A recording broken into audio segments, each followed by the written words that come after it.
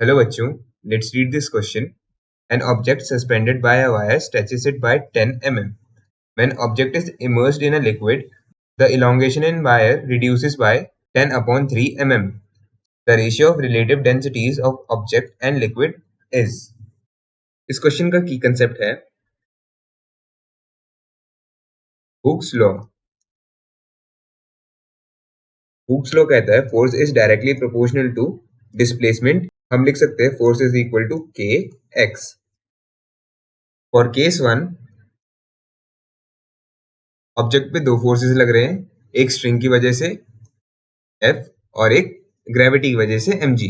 Case one में object पर net force 0 है, इसका मतलब F is equal to mg. F को हम लिख सकते हैं kx, so mg is equal to kx. ये हमारी equation one. For case two में ऑब्जेक्ट पर तीन फोर्सेस लग रहे हैं, एक स्ट्रिंग की वजह से जो है F डैश, एक बाइंड फोर्स FB और एक ग्रेविटी की वजह से mg. केस टू में भी ऑब्जेक्ट पर नेट फोर्स 0 है, इसका मतलब इन सारे फोर्सेस का सम 0 होगा. तो FB plus F dash minus mg is equal to 0. So FB plus F dash is equal to mg. तो F dash is equal to mg minus FB. F dash को हम लिख सकते हैं kx डैश. ये होगी हमारी equation 2. Dividing equation 1 and 2.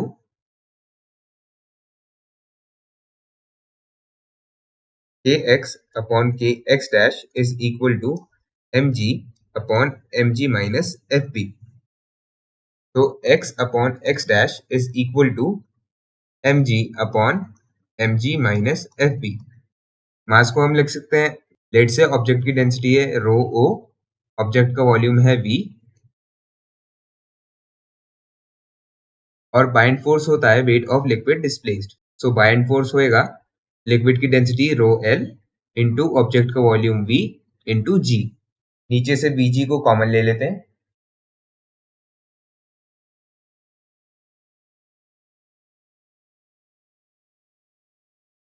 v into ji numerator और डिनोमिनेटर से कैंसिल हो गया. फर्स्ट केस में डिस्प्लेसमेंट थी 10 mm और सेकंड केस में डिस्प्लेसमेंट 10/3 mm से रिड्यूस हो गया.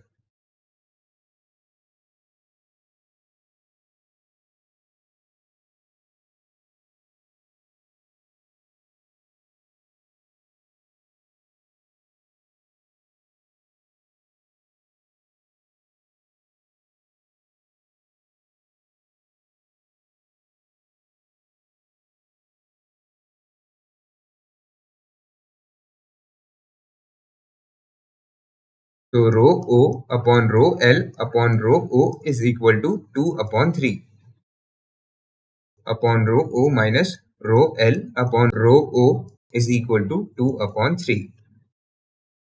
1 minus rho L upon rho O is equal to 2/3. 1 minus 2/3 is equal to rho L upon rho O. So rho L upon rho O is equal to 3 minus 2/3, which is equal to 1/3. Let's check the options. Option 1 is 3:1. So the final answer to this question is option 1.